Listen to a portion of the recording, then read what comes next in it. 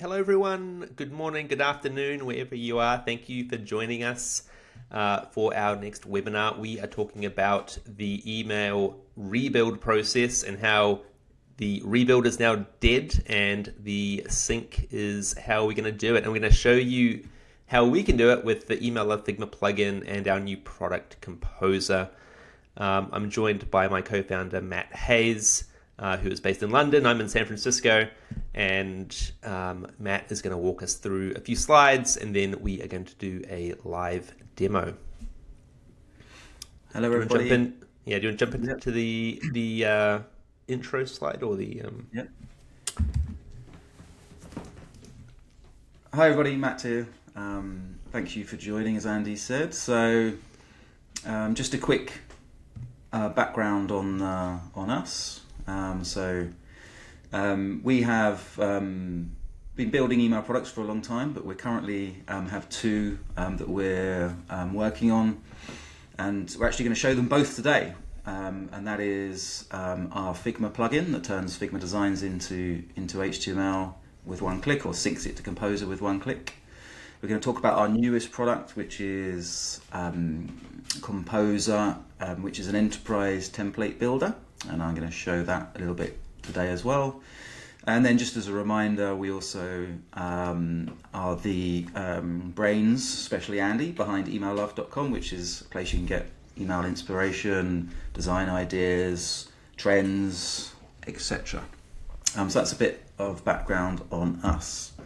From an agenda for today, I do have a couple of slides that I just want to use to set the scene, but most of today is going to be actually demoing the product live. But just to set the scene, I want to just talk about a little bit of challenges of building email from Figma designs, what we have built to help those, and then how that fits into your process. We've been working and spoken to a lot of email marketers, for a long time, but especially in the last year or so, and everybody's process is slightly different.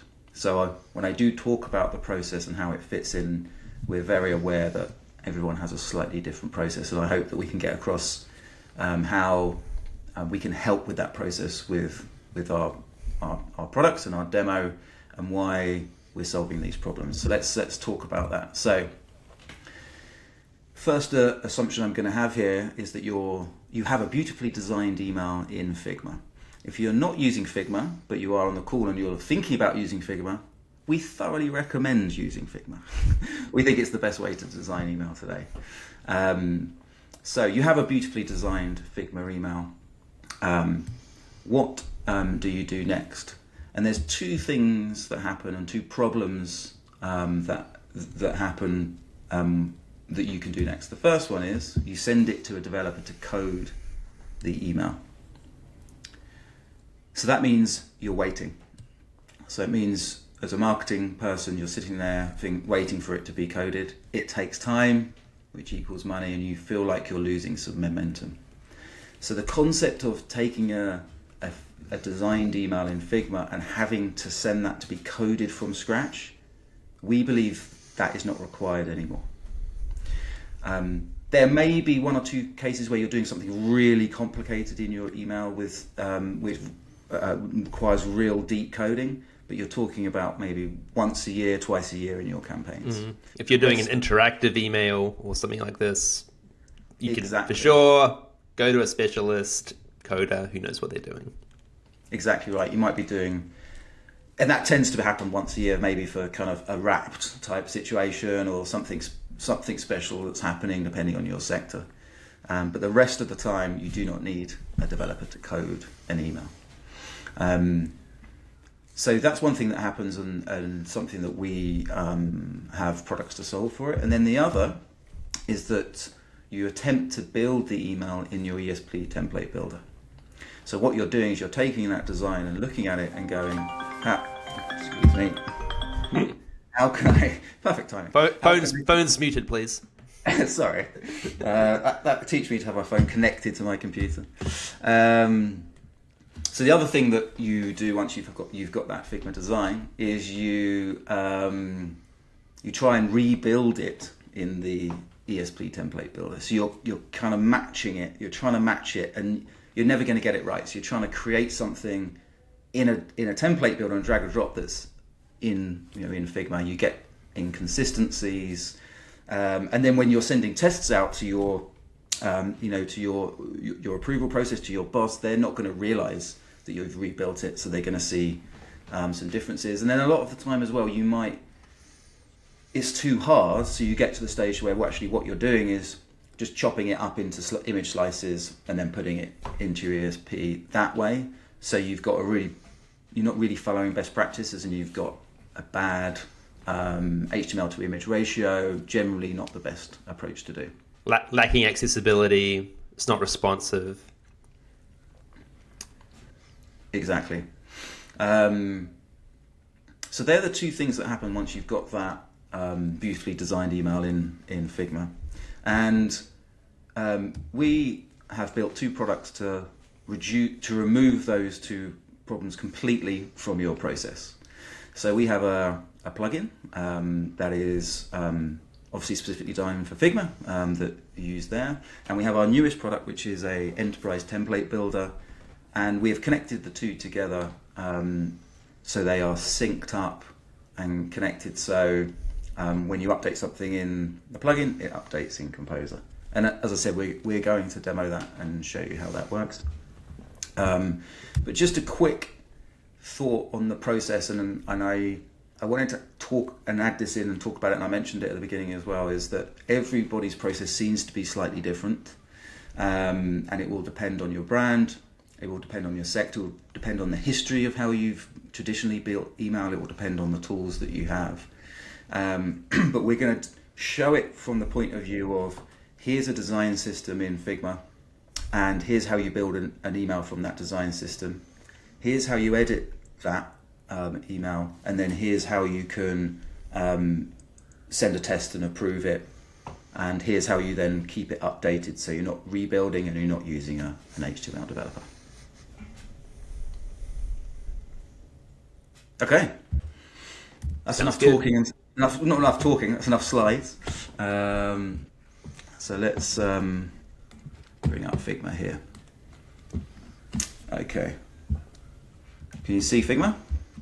Yes, I see Okay, the great. ultimate email design system is what I see. Awesome. So I've zoomed out a little bit, but this is the ultimate email design system. That is the design system for email love, and I'm going to use this as an example of how you can go from a Figma designed email into finished email. And this design system is something that Andy created, and it is for our email love brand, of course. And the way I like to describe this is it's multiple different components and layouts and versions of each section of an email. So as I zoom in, you can see that we have three pre-header versions in this case, and then we have lots of header versions there, and then even more versions of heroes. I won't go all the way down.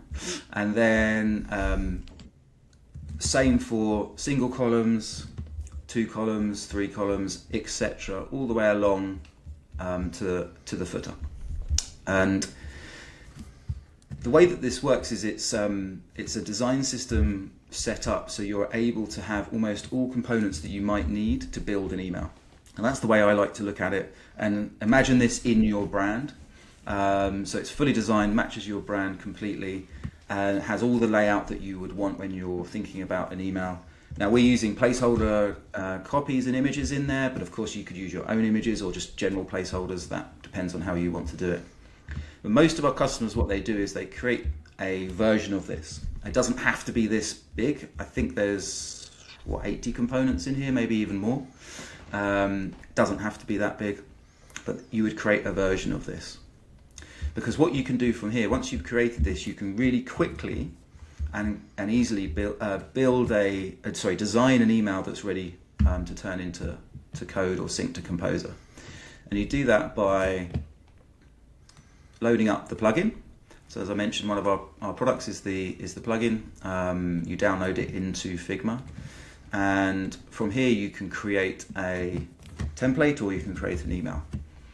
And the way it works is you have a design system within the plugin. I'm going to just select the email I've want, and this design system is as I showed above, and it is those components that you've created and that you want to then use, and they're listed here as above as well. And what you do is you go through and you select them. So I'm going to select that one.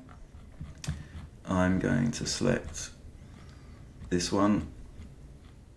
And you can save the idea is you would save your customized components in here. So instead of seeing the email of ones, you'd see your own hero sections, your own headers, your own footers and things like that. Yeah.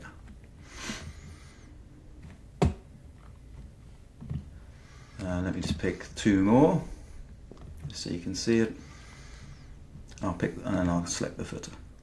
So what I'm doing here for demo purposes is I'm creating an actual email. So you can do that, or you can create a template, however your process works, however you might want to do it. Now what we're doing is we're creating it from those components, and you can now, if you want to, edit the content in here. So you can use the normal Figma properties that are over here to change the content if you want. Type. So you can do that all the way through. You can change imagery. You can link up the call to actions. And you can do that for the entire email. Our customers do things in different ways. So some will get a close to finished email in here, but then others will do that within Composer. It just depends on how they manage their process. But for now, if we imagine that this is how you want it to be designed, so you're now, how do you turn this into HTML ready for the inbox or ready for editing within Composer? And that is exactly what our plugin does. So this is removing the need for that kind of sending off to a developer.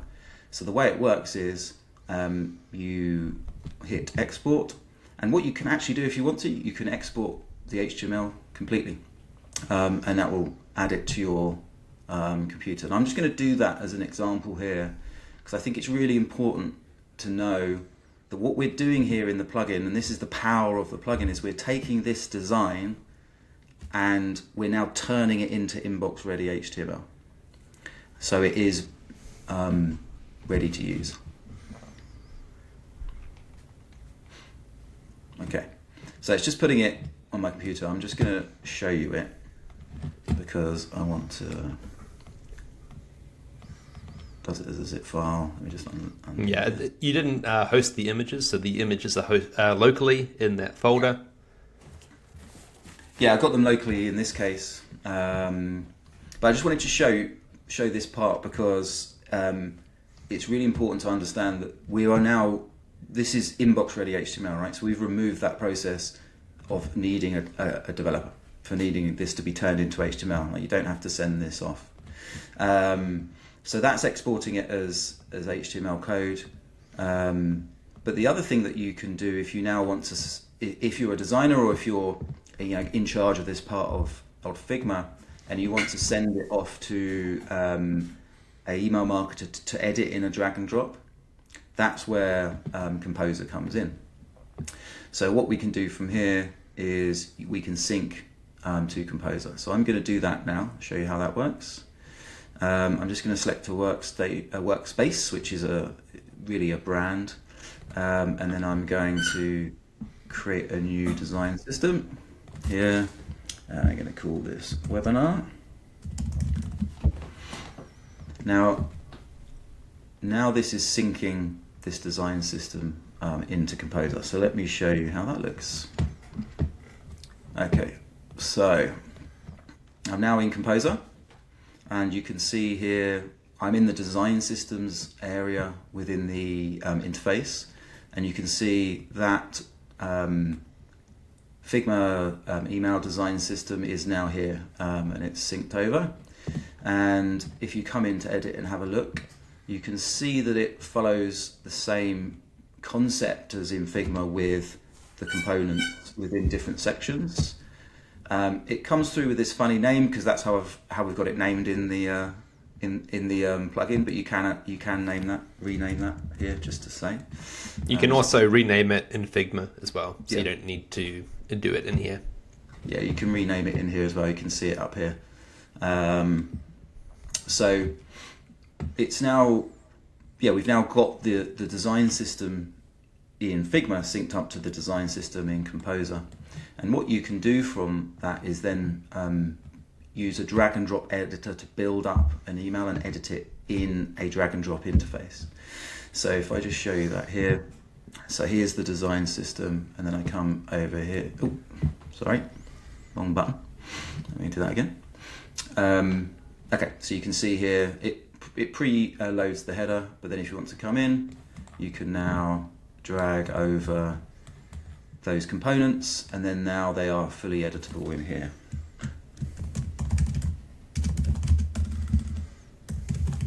I can't type and talk at the same time. Now this is a full enterprise template builder, so it has all the things that you would expect. For example, you can add in mail merge codes for your personalization. These are defined in an area over here on the left, which would match your ESP. So we can edit the copy here as well. You can link up call to actions, of course, if you haven't done that. You can change the imagery. We have an image library, or you can upload it. So you can do full editing within this area here. Then what someone will do is they'd send a test. So that will send a test to your inbox. So it's kind of an initial test just to make sure everything's looking okay. If you're now then ready to go through an approval process, that's really where the power of Composer comes in that we have two main parts of an approval process. The first is permissions. So right now I have, just save that, I have full admin access here, so I can edit any of this content here. But you might want to set up a permission where all someone can do is just edit everything that's in this toolbar, for example. So they can't make any styling or design changes. They can just change the copy. You can do that. You can also They can't change the font to Comic Sans or change the background color. Yeah, change it to some horrible red like this. There you go. Change it to that. So you can't do things like that. You can lock those permissions down, and it's done over here. I'll just quickly show it while we're on here. These are the system ones that are kind of set up by default, but you can actually create a custom role. So for example, here's kind of edit structure and design beyond copy, or edit lock comments. So you can create everything you need to in here from a permissions point of view. And then the other thing that you do in here, which is associated with the approval process, is you have review groups. You can set up different groups depending on what kind of campaign it is to test the email and approve the email. So for example, I've just got one in this approval, in this review group, and that's the one I'm going to use just for this demo. So if I come back into the email that we're creating, and I want to submit it for approval, I'm going to select this group. I'm going to submit it for a review. And now it's saying it's in review. And it's going to come into here, because this is the person that's in that review group, and then I can review this template. And you, as a reviewer, you can add comments. You can add comments in here, you can approve it, or you can request changes. I'm just going to do that just for this example. So I've requested changes, and then that will alert the changes here. So it's built for for teams that have multiple different people doing different things within the email process, including editing and including approvals.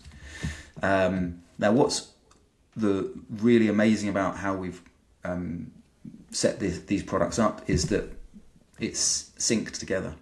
So we talked about this design system and it came over from Figma.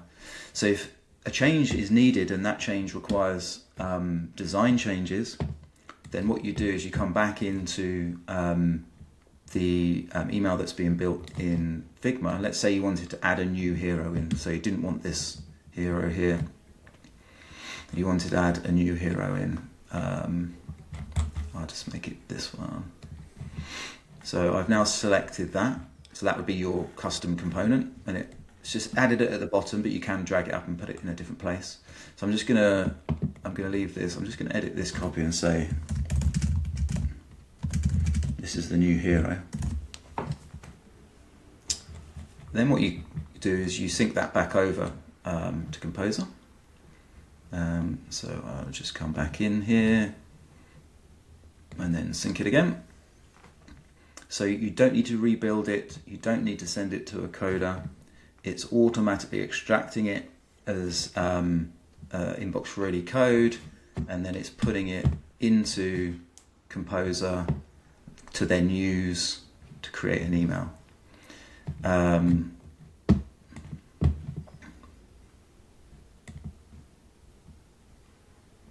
And you should see it down here. So you see this is the new hero. So if I just put that in there, let me just delete the old one, just so we can kind of go through. There we go. So there's the new hero. So this hero now, as you can see, it's synced over from Figma. So any changes you make here copy-wise, if you change the URL, the call to action as well, it would sync it over.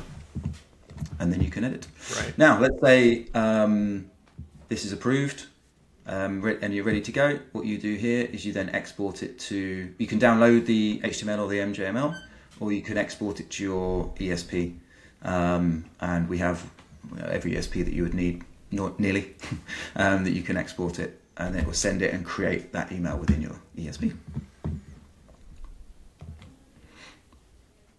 And I'd say with the syncing, if you wanted to, the idea would be for you to create a master design system, so your own design system, and then your design team would manage the components. They might want to update the logo or the brand colors or the fonts at some point.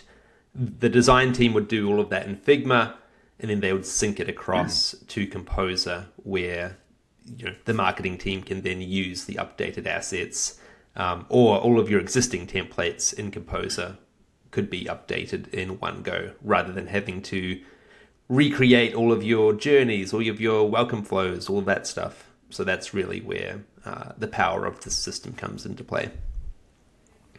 Yeah, exactly. I think what we're trying to do is make the products flexible enough that you can do both of those things, if you see what I mean. So you have the ability to create quick, ad hoc BAU email from an approved design system, and which doesn't require a coder and also doesn't require rebuilding.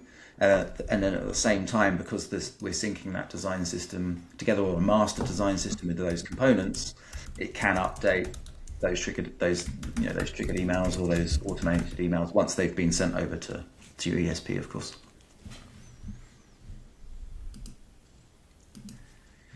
Okay, good. Well, that's a kind of top level demo of the process. I think what we're going to do now is we're going to, in a second, we're going to go back to the beginning of the process and just show some of the extra elements that we have within Figma. That's really important, because I've made an assumption that you're starting here with a design system that you've already got within Figma. So Andy in a second is going to show a couple of new features that we've got within our AI Studio that takes it from not just this design system, but from another place. But before he does that, just want to make just a few more comments around Composer. I think the other thing that we're building within Composer, which I didn't mention, but I just want to mention for people that do dynamic content.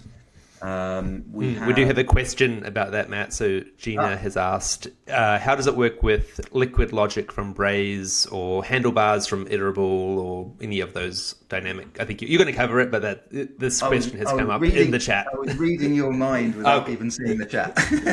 whoever that question, sorry, I missed your name. Yes, so we do handle that in this area here. So you can see we have two main ways of managing it. The kind of dynamic content or conditional content. So first of all, it's the personalization tags, as we're calling them here. So first name, last name, email, company. So that's when you want to merge data from those fields, like name. You might want to have loyalty points or other things in there. You can merge those in there. And notice here, I've got, in my account here, I've got 3 set up. So we've got Braze, Iterable, and Customer IO. So you would select which one you are. Or actually, the way it would work, if you've got one ESP connected, it would just show that one ESP. If you have multiple ESPs, it would show this. We've built the product so you can have multiple ESPs connected. Mm-hmm. And a lot of our customers might use Iterable and Marketo or HubSpot. So that's actually pretty common. Yeah. And then same for conditional content, except it's a bit, it goes a bit more deeper. Again, we've got those 3, but what I've got here is I've set up, I'm pretending that in my Iterable account, I've got this membership tier, and I've also got a browsed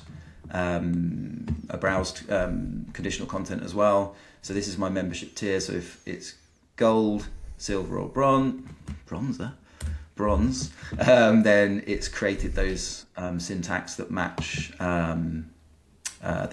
Iterable.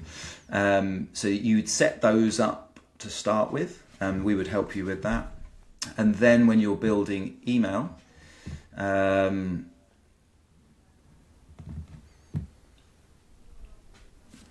what you do is you currently create, I'm going to just show you in this way. So you can I'm just duplicated this component, and what you do is we have now a selector for the conditional content that you've set up in the systems. For example, if I wanted to show anyone that's browsed shoes, it would then show this component, and then anyone that's browsed shirts, it would show this component. And then we just have a quick tester up here just to make sure it's as expected. So we're saying what happens if it's shoes, and then it will show shoes here. Mm-hmm. So the logic's handled on that other page, and then you're simply selecting the logic you want to apply to it. Yeah. And then we recognize on export which you're exporting to, right? So if you're exporting to Iterable, then we'll use the right syntax. If you're exporting to Braze or any other ESP, we recognize that and hold on to it as it goes through. Another question, Matt, does it integrate with or connect to Klaviyo? We have right now, no, as of today as we speak, but we have it in the roadmap. I think, if I remember rightly, we're talking end of next week for Klaviyo. Klaviyo, I mean, that's a big one. The Figma plugin does connect to Klaviyo already, so Klaviyo is a bit of a trickier one, honestly, because we can sync to Klaviyo and put it as an email that you can then send. But syncing or exporting to Klaviyo in their drag and drop, they kind of break the email a little bit. So we're figuring out the best way of managing that. But exporting it via the API to create an email is pretty standard. Okay, so we do have that one live. Yeah, so we can export it as HTML to the templates section of Klaviyo. It's not going to be editable inside of the Klaviyo drag and drop builder, because they break our templates, and they break everyone's templates from what I can tell. So if we can figure that out with Klaviyo, or if anyone from Klaviyo wants to reach out to help us fix that would be great. Another question, can you prevent a user from picking a font color on the hero element that doesn't match the design system? Yeah, that's a good question. So right now, the answer is yes, but they can't pick any. We would restrict them from editing the color at all. So we would basically, you see this bit. You're probably referring where I went crazy and showed a different color. Here you go, Lego. So like this property selector here, right? We would create a permission where they wouldn't be able to see this selector. Yeah, Right? you just wouldn't have the ability to change anything. You can just edit the text, you can add your links, but you can't change the fonts, the colors, or any of the branding. Exactly right. Yeah. So it isn't a case of we wouldn't be able to change it so it didn't match, more that they wouldn't be able to do any change.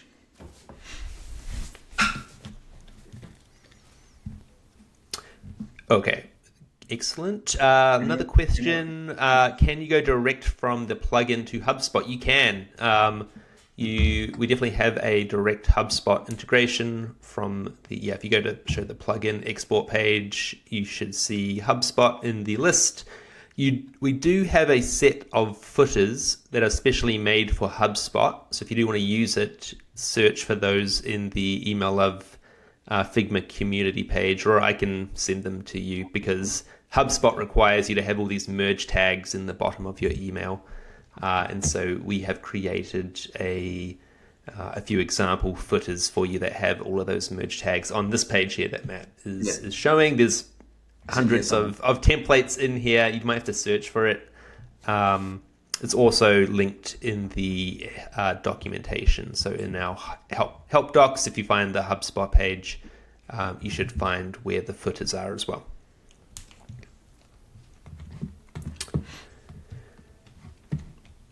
Great. I think no other questions right now, but if you do have other questions, feel free to drop them in the chat. Okay, and someone else has dropped a question. Hey, Jack, can you talk a bit more about how the design is translated into HTML? And I can probably address that. So in Figma, if you select a component, Matt, maybe zoom into a component, and then if we look at Jack on the left hand side, you can see here, you see wrappers, rows, and columns, and this is basically matching an email framework called MJML, which is how we translate these layers and frames in Figma into responsive and accessible email code. And we've simplified it a little bit. We actually made an update where we added some notes on what the wrapper is, what the row is, and what the column is. It's actually, you do need to work within this framework inside of Figma, so your design team needs to understand that. But if they're designing for Webflow or Framer or anything like that, it's kind of similar. But really the key is your images, text, and buttons live inside of the column, and you can easily add new text, add buttons, add rows. And so that's basically how we then take this design and then export it as code, as email code. And that's why we use the MJML framework, because it works for Outlook, Gmail, Yahoo, AOL. It's designed to work across all the different email clients. It's responsive, and it can be optimized for dark mode as well. So hopefully that answers that question. And then Sam, are the responsive mobile views also built into the design system? So you typically, for the design system, you're designing for desktop first, and then inside of the plugin, you can optimize for mobile. So if you select a component, Matt, and then go into mobile styles inside of the plugin, so for you can apply mobile styles to a section, to a text element, to an image, to a button. And so you can see here, basically design it for desktop, and then you can change the padding, you can change the font size, you can turn off stacking on mobile, or you could reverse stack on mobile. And so that's how we achieve mobile optimization. It's really through this panel here. You can also hide things on mobile or on desktop. And then if you go into the preview, Matt, if you just select the email frame, I think it's selected it, you can see how it's going to render directly in here on a mobile device. So you can see here, like, oh, the padding is a lot on mobile in that blue section. You can then select that and then reduce the padding on mobile because that's like way too much, right? And then we also just added the ability to download screenshots. So if you want to like download a screenshot of how it looks on a desktop and a mobile, you can do that directly from the plugin. So you can kind of share how it's looking on mobile, and you can also preview how it looks in dark mode as well. And just to say, this is we're kind of mimicking how it looks from a screen size point of view, right? So this isn't an inbox screenshot. No, this is not Litmus or email on acid or anything like that. It's just basically showing you the width of the email. Yeah. And we also give an indication of what dark mode might look like as well.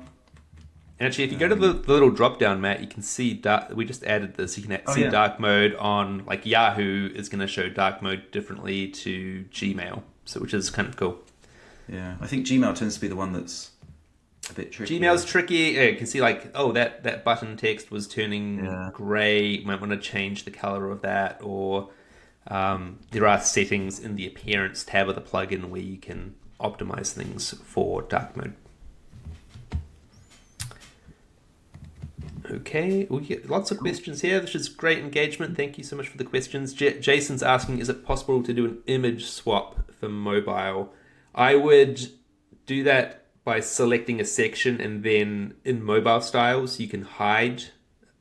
So you can see it here. I don't know if you can see it. It's kind of small, but you can hide on desktop or mobile. So you could have a mobile specific image, right? As kind of the typical use case. And so you would just hide the desktop version and then duplicate it and then switch that around where you would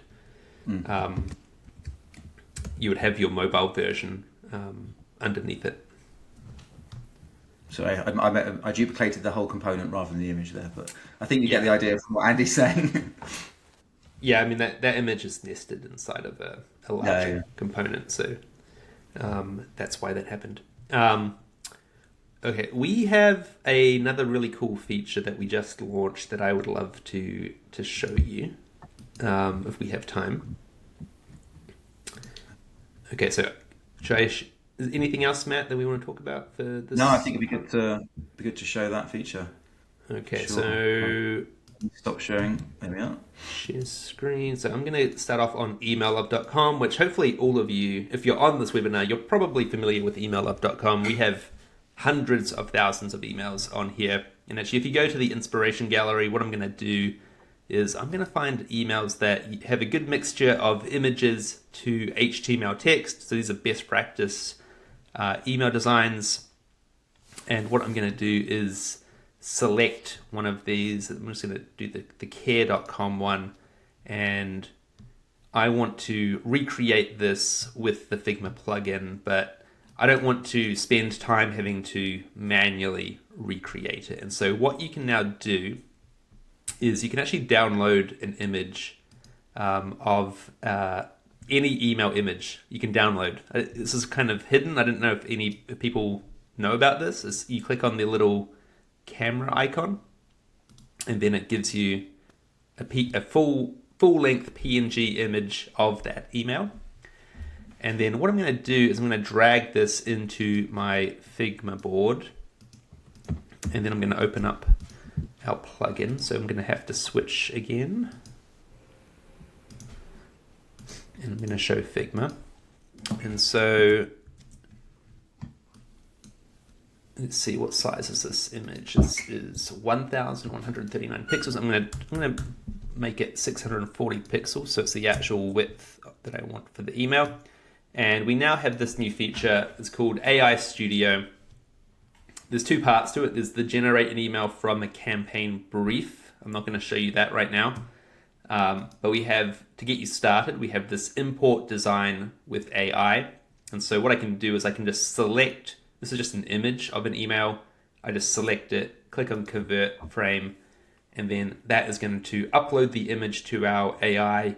It's going to analyze the design, and then it's going to rebuild it using the Figma plugin library so that you can then either recreate your existing designs, recreate your components, or even recreate inspirational emails from emaillove.com in seconds, rather than having to manually recreate your emails. So this does take a minute or two as it just analyzes the different sections, but it should pick up what is HTML. It's going to identify the images, identify kind of the social icons. It won't import all these images, so it's going to create them as a more generic email, but you can then add that to your design library or customize it for your own brand. Okay, so here it is here. So we've gone from an image of an email to a fully editable, responsive email using the MJML Figma plugin. So if I preview this, let's see what it's done. So it's taken the care.com logo, it's made that into just a generic image that you can swap out for your own logo. This is HTML text, which is great. This is a bulletproof button. It's even added the rounded corners on the image for us, which is nice.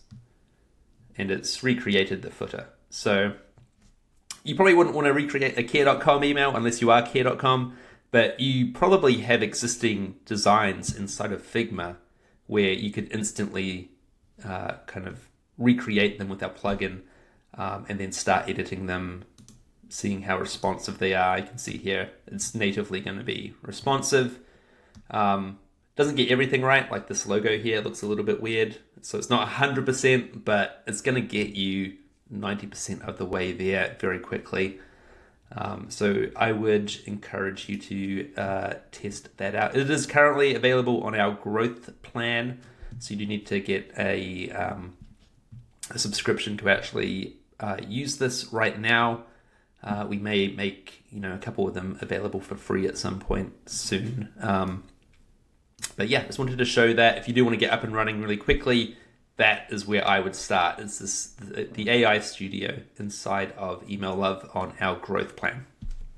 I think that's the most important part about it, is the get started really quickly, because what the chances are you could see our plugin and go, that's amazing. It means I don't need to send my email off to a developer. I can edit it there. But the chances are, if you've got any designs in Figma, they're not going to be in that MJML kind of layout that we have here on the left that we were talking about a minute ago. So you'll have to make it compatible, and this is the quickest way to do that right now, even though it doesn't get you to that kind of finished version that you're going to press send on, which obviously you wouldn't do anyway. Right? You'd go through a QA process, but it means it's compatible, it's matching, and then you can kind of save those components into your design system. You can duplicate them, you can edit them, you can do more with them. So it's really important. I think it's kind of the biggest hurdle that we heard from our customers, is kind of when they see how amazing the plugin is, but how do they go from a design they've already got to something that they can use? Exactly. Yeah, it basically removes that pain point that our customers were seeing before. So that's what I wanted to show you. I'm super excited about that feature. So thanks for watching. And the children are up, so it's early morning here in California, so I think we can probably wrap it up unless we have any other questions, which it doesn't look like we do. Okay, so we wrap things up? I think so. Yeah, thank you everybody. Really appreciate your time. Obviously, if you have any other questions, please give Andy or myself a shout. Yeah, we'll see you on the next webinar. Thank you. Thanks everyone. Bye.